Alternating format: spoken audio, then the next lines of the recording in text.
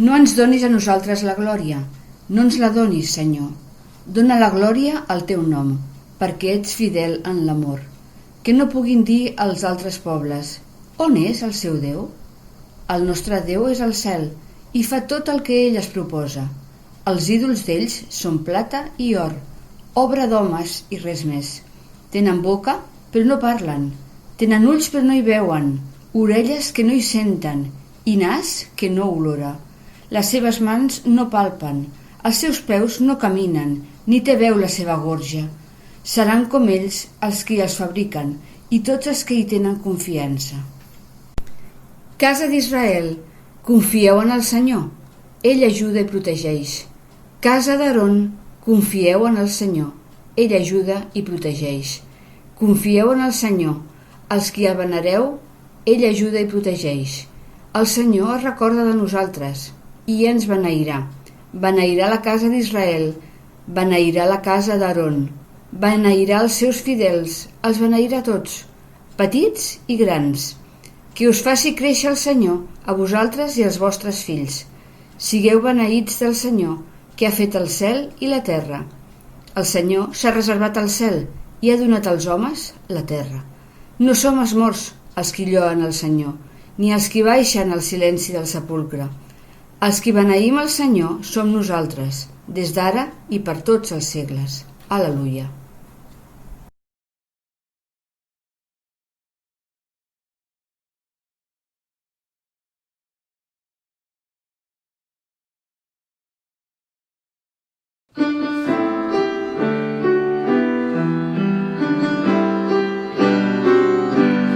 Dona'ns unitat amb el teu esperit sant, un sol cor, un ull del Pare, un sol cos,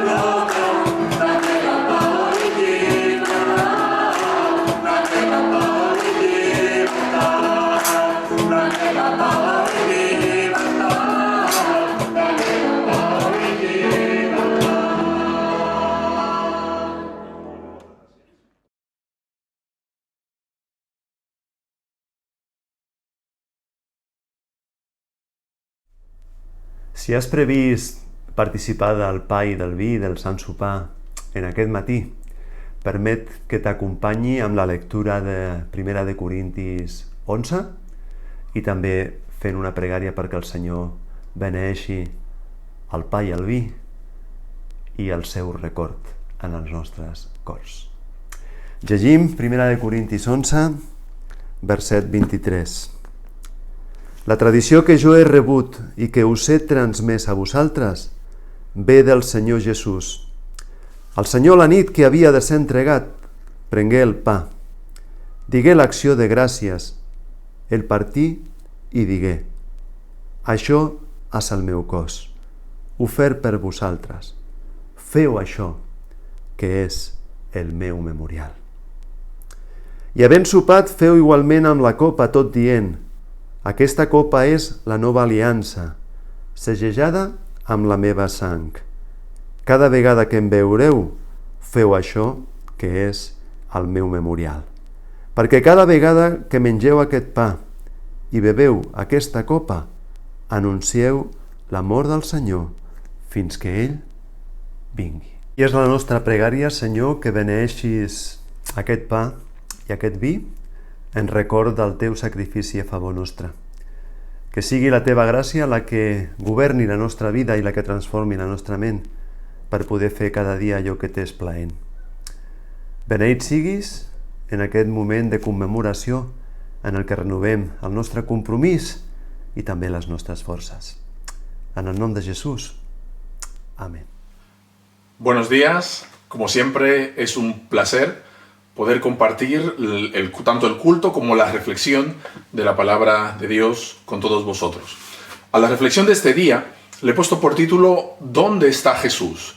O mejor dicho, ¿dónde podemos encontrar a Jesús? Y está basado en un texto de Romanos capítulo 12, versículos del 1 al 8, que los creyentes conocemos bastante bien, lo hemos leído muchas veces, pero que en este día me gustaría hacer una aproximación un poquito diferente y más adelante vamos a ver a qué me estoy refiriendo. Pero antes, dejad que os explique una anécdota, una historia como introducción a la reflexión de este día. Mirad, cierto hombre, una madrugada, soñó que Dios le decía: mira, mañana Jesús va a visitarte, así que ten la casa limpia, preparada y tenle regalos preparados a Jesús, porque Jesús va a tocar a tu puerta mañana. La voz no le dijo a qué hora iría Jesús, pero sí le aseguró que durante el día Jesús iba a visitar a aquel hombre. Entonces el hombre cogió los mejores regalos que tenía para dárselos a Jesús, porque Jesús iría a su casa en ese día. Entonces el hombre pensó: bueno, Jesús creo que normalmente iba descalzo, así que estos zapatos muy buenos se los regalaré a Jesús. Jesús, a lo mejor él dijo que no tenía ni siquiera dónde recostar su cabeza, así que mira, esta manta, este abrigo, se lo voy a regalar a Jesús para que no pase frío. Y pensó: bueno, a Jesús le encantaba comer, así que mira, esta comida se la voy a preparar, el mejor manjar de mi casa se lo voy a preparar a Jesús. Y así lo preparó todo para que cuando Jesús tocase su puerta y él abriese la puerta y encontrase a Jesús cara a cara, pudiese ofrecerle estos regalos. Entonces el hombre estuvo ahí en su casa, pasaban las horas y Jesús no aparecía. Tocaron a la puerta y cuando el hombre abrió era un niño pequeño que estaba descalzo. Y le pedía que por favor le ayudara, le diera algo, por favor, que le dolían mucho los pies, que estaba descalzo, que todavía tenía que caminar muchos kilómetros. Y el hombre pensó: pero esos son los zapatos que había preparado para Jesús, no puedo dárselo a este joven, a este adolescente, no puedo dárselo. Y el adolescente le decía: por favor, me tiran algunos zapatos por ahí, es que necesito algo para ponerme en los pies. Entonces el hombre, conmovido, al final le dio los zapatos y el niño pues siguió su camino. Varias horas después volvieron a tocar a la puerta y esta vez era una persona mayor, era un hombre anciano que le había dicho, que le decía: llevo muchos días caminando, no he comido nada, por favor, ¿tiene algo para comer allí? Y la comida que este hombre tenía era la comida que había preparado para Jesús, solo tenía eso. Y el hombre mayor pues le insistía: por favor, denme algo de comer. Y el hombre, movido a misericordia, le dio la comida que tenía preparada para Jesús. Y pensó: bueno, no pasa nada, los zapatos los he regalado, la comida la he regalado, pero aún tengo la manta, tengo el abrigo que quiero darle a Jesús. Horas después volvieron a tocar a la puerta y era una mujer que estaba muerta de frío, estaba semidesnuda, no tenía con qué abrigarse y era un día que hacía mucho frío ese día. Le dijo, por favor, ¿no tendría allí una manta, un abrigo que darme? Por favor, me estoy muriendo de frío, no tengo nada para abrigarme. Y el hombre pensó, pero si lo único que tengo es esta manta, y se la había preparado a Jesús, se la había guardado para dársela a Jesús. Y al final el hombre fue movido también a misericordia y le dio la manta a esta mujer. Y al final no tenía nada, ¿no? Y se quedó allí, cuando la mujer se fue, se quedó allí pensando, los zapatos ya no los tengo, la comida ya no la tengo, la manta ya no la tengo, ¿qué voy a hacer cuando venga Jesús? A las horas volvieron a tocar la puerta, el hombre abrió y era Jesús que estaba allí. Y el hombre con lágrimas en los ojos le dijo, Jesús, perdóname, porque tenía para ti unos zapatos y al final vino un joven, vino un adolescente y se lo he tenido que dar. Tenía comida para ti, vino un anciano y se lo he tenido que dar. Tenía una manta preciosa y que abrigaba mucho para ti y al final vino una mujer y se la he tenido que dar. Y Jesús, mirando a los ojos a este hombre, le dijo, no te preocupes porque ese niño era yo, ese anciano era yo y esa mujer era yo. Y me encanta esta historia porque esta historia nos explica dónde podemos encontrar a Jesús. A Jesús hoy en día lo encontramos en el rostro del hermano. A Jesús hoy en día lo encontramos en la persona que tenemos delante, en nuestro prójimo, en la persona que necesita nuestra ayuda. Muchos creyentes durante lo largo de su vida siempre se hacen la misma pregunta. ¿Qué haría Jesús? ¿Cómo reaccionaría Jesús ante esta circunstancia? ¿Cuál es la voluntad de Dios para mi vida? ¿Qué es lo que quiere el Señor que yo haga? ¿Cómo debería vivir como cristiano, como imitador de Jesús, como seguidor de Jesús en este mundo? Estoy convencido que tú, como creyente, también te has hecho esta pregunta. ¿Cuál es la voluntad de Dios para mi vida? ¿Qué es lo que tengo que hacer como cristiano, como creyente? Y en esta reflexión que estamos teniendo en este día, vamos a responder justamente a esta pregunta que tanto espacio ha ocupado en nuestras mentes, en nuestros corazones y en la oración de muchos y muchos creyentes. ¿Cuál es la voluntad de Dios para mi vida? ¿Cómo tengo que comportarme? ¿Cómo tengo que imitar a Jesús, que seguir a Jesús hoy en día? Y si alguna vez le has preguntado a Dios que te muestre su voluntad para tu vida, por favor, presta atención a las palabras del apóstol Pablo en Romanos capítulo 12, versículos del 1 al 8. Mira qué dice Romanos 12. Dice así.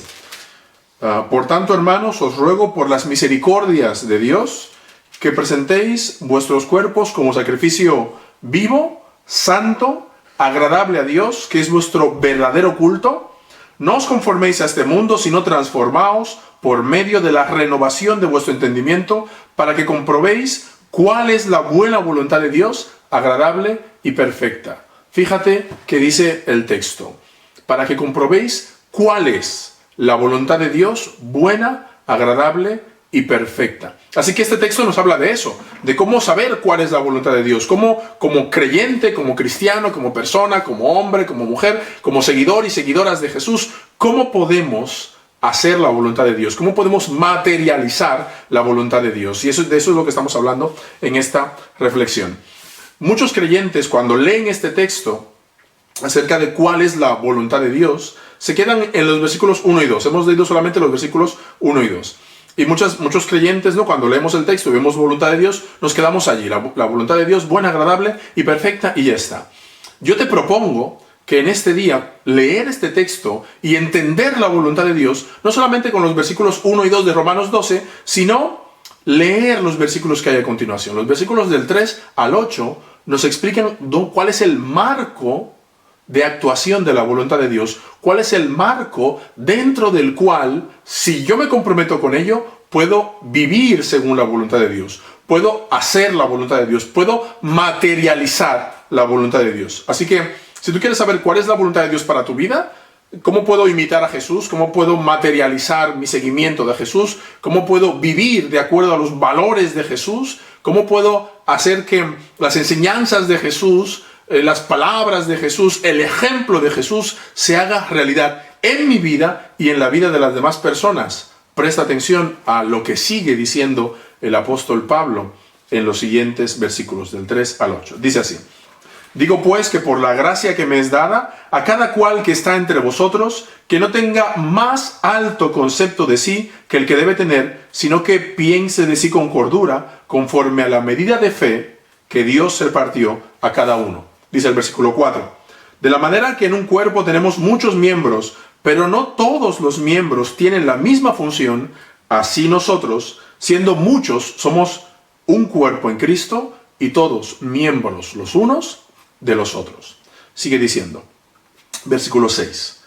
Tenemos pues diferentes dones según la gracia que nos es dada. El que tiene el don de profecía, úselo conforme a la medida de la fe. El de servicio en servir, el que enseña en la enseñanza, el que exhorta en la exhortación, el que reparte con generosidad, el que preside con solicitud, el que hace misericordia con alegría. Esto dice el apóstol Pablo. Pablo en este texto nos está diciendo cuál es la buena voluntad de Dios. La voluntad de Dios buena, agradable y perfecta. Y que para materializar, para hacer realidad la voluntad de Dios, para imitar a Jesús, tenemos que seguir estos pasos. Y básicamente lo que dice es que para hacer la voluntad de Dios, tenemos necesariamente que imitar a Jesús y tener una correcta relación con las demás personas. Una correcta relación con los hermanos y las hermanas que forman parte de nuestra comunidad. Con aquellas personas a través de las cuales Dios Dios pone esas personas en nuestro camino para que nosotros podamos amarlas, ayudarlas, bendecirlas, restaurarlas, amarlas, ¿no? Y esto es justamente lo que dice el apóstol Pablo aquí. Y esta enseñanza del apóstol Pablo, que la voluntad de Dios se hace realidad en nuestra vida en la medida en que nosotros también actuamos de manera correcta con las demás personas, actuamos de manera correcta con nuestros hermanos y nuestras hermanas, es una idea que está repetida a lo largo de la Biblia. Por ejemplo, en la primera carta de Juan, que es una carta que también muchos conocemos, en la primera carta de Juan dice, es imposible, dice así el apóstol en la primera carta de Juan, es imposible que tú digas que amas a Dios a quien no has visto, si no amas a tu hermano a quien has visto. Así que, para primera de Juan, el amor a Dios se hace real, se practica y se vive en el amor al hermano. Es decir, nuestra relación vertical está determinada por nuestra relación horizontal. Si yo quiero mostrar que amo a Dios, necesariamente tengo que amar a las personas que tengo delante. Y así también en Mateo 25, Jesús nos da la misma enseñanza. De hecho, en Mateo 25, Jesús dice que el bien que le hacemos a los hermanos, sobre todo a aquellos más pequeños, a aquellos más débiles, a aquellos más humildes, es como si estuviésemos haciendo eso mismo a Jesús, como en la historia del hombre que comentábamos al principio. Pero ahora vamos a volver al texto de Romanos, no vamos a disgregarnos, vamos a volver al texto de Romanos. Pablo dice allí en el texto de Romanos que acabamos de leer que la voluntad de Dios se materializa en la vida del creyente en la medida en que los creyentes asumimos 3 retos muy concretos. Y eso es lo que me gustaría comentar contigo a continuación. Estos 3 retos muy concretos que si los asumimos, estaremos materializando, estaremos realizando, estaremos reflejando la voluntad de Dios para nuestra vida. Si alguna vez te has preguntado cuál es la voluntad de Dios para mi vida, si alguna vez te has preguntado cómo actuaría Jesús hoy en día, si alguna vez quisieras saber dónde ver a Jesús, dónde encontrar a Jesús, dónde está Jesús, cómo puedo como creyente vivir de acuerdo a Jesús, entonces por favor presta atención a estos 3 retos que dice Pablo en los versículos de 3 al 8 de Romanos 12 que acabamos de leer. Mira, Pablo dice que para hacer la voluntad de Dios es importante no creernos que estamos por encima de los demás. Y eso es muy importante, porque los seres humanos somos dados a eso, A los seres humanos nos encanta competir, nos encanta creernos que estamos por encima de los demás, nos encanta compararnos con los demás. Por eso, en una época como la de hoy, de las redes sociales como por ejemplo Instagram, donde la gente pone la mejor foto, la versión mejor de sí, despierta muchas veces envidia en los otros, porque nos da rabia que el otro esté mejor que nosotros mismos. Y lo que dice el Evangelio es todo lo contrario, que no debemos compararnos, que no debemos competir con el hermano. El Evangelio nos propone un cambio de paradigma profundo y sustancial. En lugar de competición, cooperación. Cooperar. Dice el apóstol, ninguno tenga más alto concepto de sí que el que debe tener, sino que piense de sí con moderación, con cordura. No hace falta creerme superior a los demás. No hace falta creer que estoy por encima de los demás. No hace falta pensar que yo tengo la razón y que los demás están equivocados, que solamente mi doctrina es la correcta, que mi pensamiento es el adecuado, que mi manera de practicar la espiritualidad es la que le agrada a Dios y Dios está enfadado con el resto del mundo, menos conmigo, porque yo soy especial y porque yo estoy por encima de los demás. Ese no es un pensamiento acorde a la voluntad de Dios. Así que el primer reto es este: no creer que estamos por encima de los demás. El segundo reto es entender que todos somos parte de la misma realidad llamada iglesia, que Pablo habla aquí y lo explica como el cuerpo de Cristo.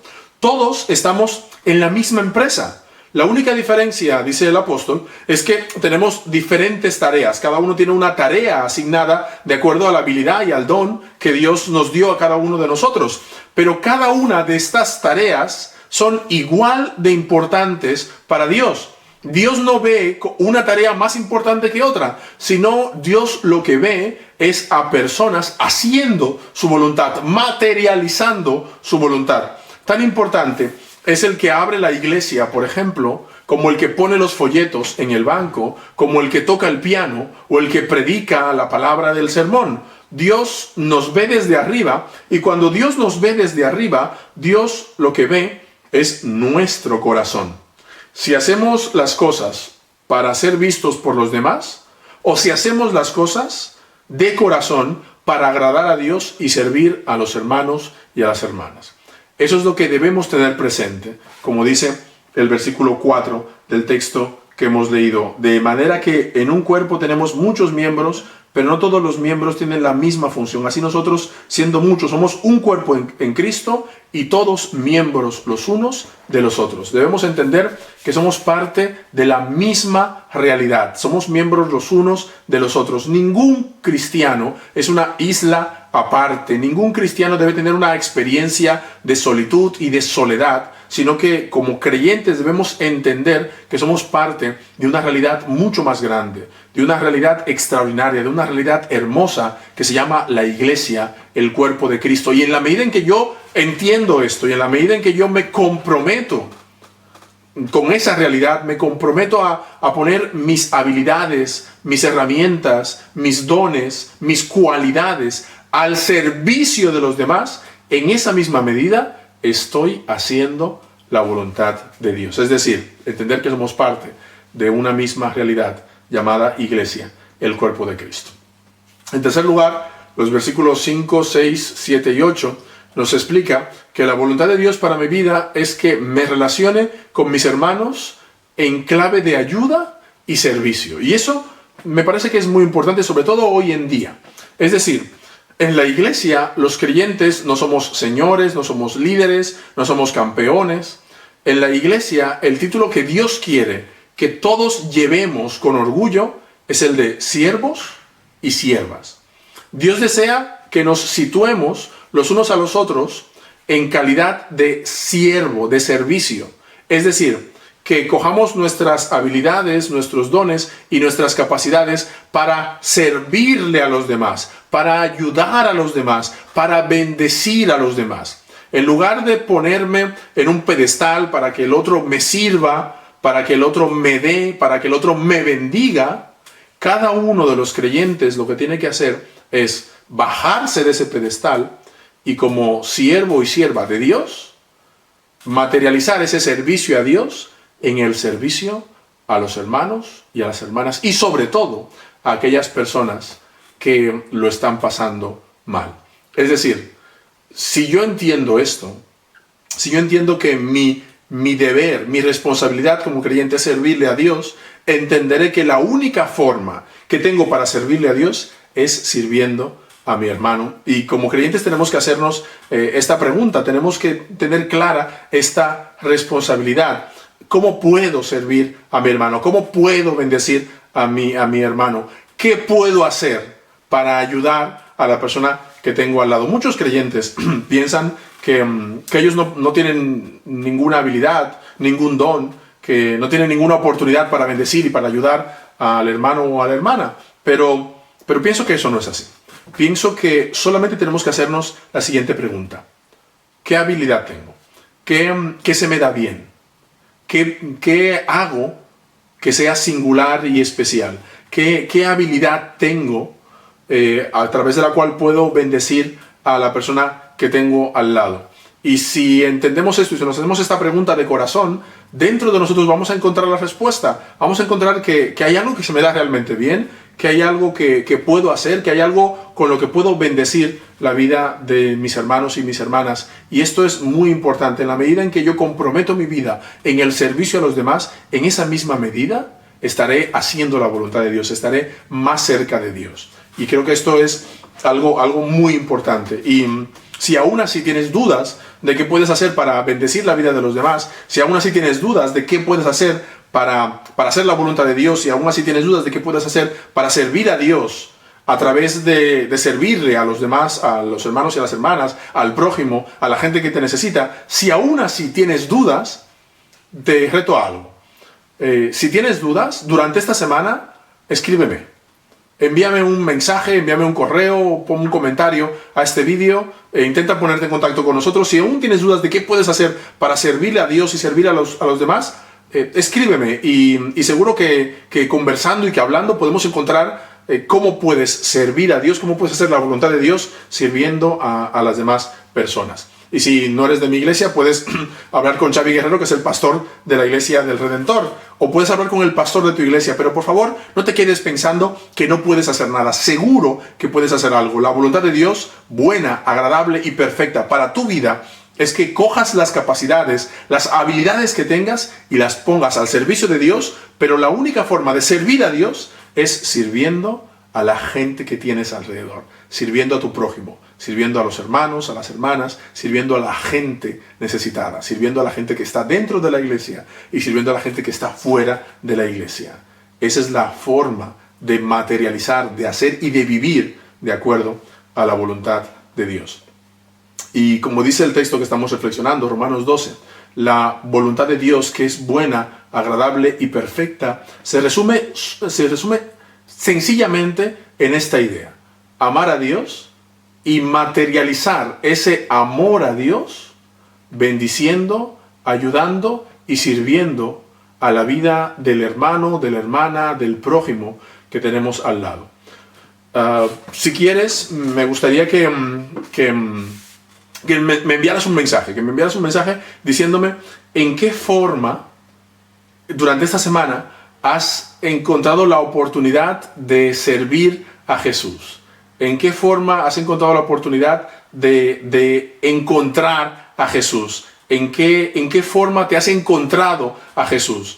La pregunta que nos hacemos al principio es ¿dónde está Jesús? ¿No? Y yo creo que es una pregunta importante, porque la respuesta a esta pregunta es: Jesús está allí donde hay alguien necesitado. Así que cada vez que el creyente, cada vez que el cristiano ayuda a una persona necesitada, es como si estuviese ayudando a Jesús mismo. Cada vez que te acercas a alguien que necesita consuelo, que necesita ayuda, que necesita amor, que necesita cualquier cosa, es como si estuvieses haciendo esto por el mismo Jesús. Dice el Evangelio: mira, hasta un vaso de agua que le des a uno de mis hermanos más pequeños, dice Jesús, es como si me lo estuvieses dando a mí mismo. Así que me gustaría dejarte este reto también para la siguiente semana.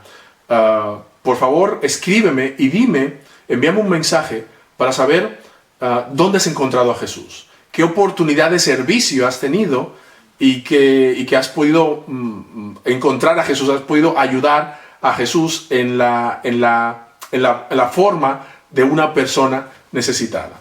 Me encantaría que me enviaras ese mensaje y así poder celebrarlo juntos. Y creo que esa es la mejor forma de cumplir la voluntad de Dios para nuestras vidas, ¿vale? Es que sí que espero recibir vuestros mensajes durante la semana. La iglesia está de vacaciones, el ritmo de la semana es menor, el ritmo de la iglesia durante la semana es menor, pero aún así enviarme esos mensajes porque seguro que podemos alegrarnos juntos, podemos adorar a Dios, podemos alabar a Dios juntos, de ver cómo Dios se materializa, se hace presente en la oportunidad que tengamos de bendecir y de ayudar a las demás personas. Así que a la pregunta que hacemos al principio, ¿dónde está Jesús?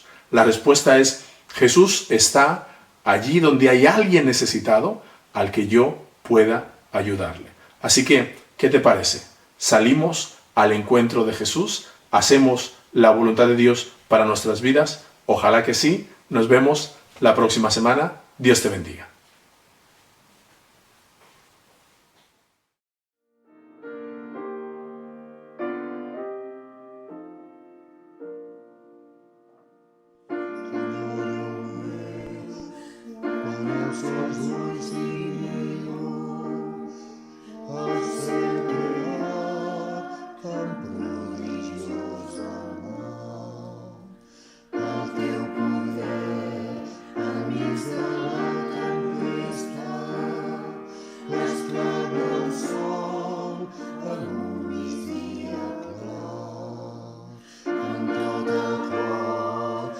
Canto